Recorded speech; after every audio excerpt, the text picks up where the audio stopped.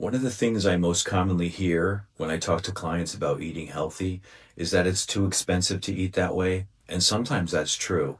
Quality whole foods cost more than high processed foods. Healthier foods have shorter shelf life because they aren't loaded with preservatives and chemicals. The production costs are higher because the standards and the ingredients are higher. Grass-fed organic beef is expensive. Cage-free eggs cost more than they used to. Everything feels like it's gone up. That's real. I'm not made of money either, and I'm not dismissing that reality. But I will say, when I cleaned up my own eating and started replacing processed foods with more whole foods, my grocery bill honestly didn't change that much. What changed was what I stopped spending money on. Because sometimes when people say I can't afford to eat healthy, what they really mean is I spend my money on other things first. And those are two very different things, because I've known a lot of people over the years who say they can't afford eggs, ground beef, Greek yogurt, cottage cheese, a gym membership, but somehow there's always money for snacks, energy drinks, alcohol, fast food, and of course Amazon. And I'm not saying that to shame anybody. I've spent money on all of that stuff too. I'm saying it because most of us spend emotionally, not logically, not strategically.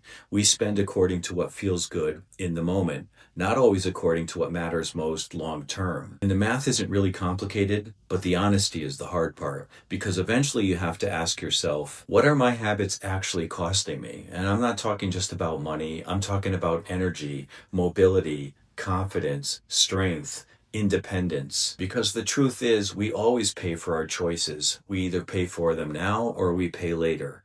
A gym membership feels expensive until the medications start showing up in your life. Protein feels expensive until you're losing muscle and it costs you your independence. Walking every day feels inconvenient until movement becomes painful. And after 50, this stuff matters more because your body becomes less forgiving. You don't bounce back the way that you did when you were 25. The choices you make in the next 10 years will absolutely affect whether you are strong, capable, and independent into your 70s and 80s, or you're sitting in a waiting room managing conditions that were largely preventable. And the reality is that a lot of those conditions didn't appear overnight. They came from years of drive-thrus, processed food, sugar stacked on top of sugar. The average American over 60 spends thousands on prescription medications, doctor's visits, procedures, and hospitalizations that are directly tied to metabolic disease, obesity, type 2 diabetes, and heart disease. And in the majority of those cases, these are lifestyle diseases. The healthcare and the pharmaceutical systems have a name for people who slowly neglect themselves year after year. They're called customers. And I know that sounds a little harsh, but pretending otherwise hasn't ever helped anybody either. You don't get to avoid the bill forever. The most expensive thing you are ever going to buy is the healthcare bill for the body that you neglected. Real whole food is not a luxury. It's the cheapest insurance policy you're ever going to find. So next time that someone tells you eating healthy is too expensive, ask them what their copay is. What is their deductible? So the only question is whether you pay for your health now or you pay for your sickness later. The other one I hear a lot is time. I don't have time to cook. I don't have time to work out. Really? Because the average person spends hours every single day scrolling, Netflix, sitting on the couch, living through a screen instead of living through their own body. The time actually usually exists. It's just that human nature tends to spend time where it's most comfortable. And honestly, that's your call to make, but own it. Don't tell yourself you don't have time when the truth is you just haven't decided this matters enough yet. And again, that's not judgment. It's reality. I'm not telling you you have to become obsessive. You do not need six-pack abs. You do not need chicken and broccoli 7 days a week. This is about self-respect. Healthy habits are not a punishment. They are an investment in the person you're going to become. And here's the good news. Your body responds surprisingly fast when you finally start treating it better.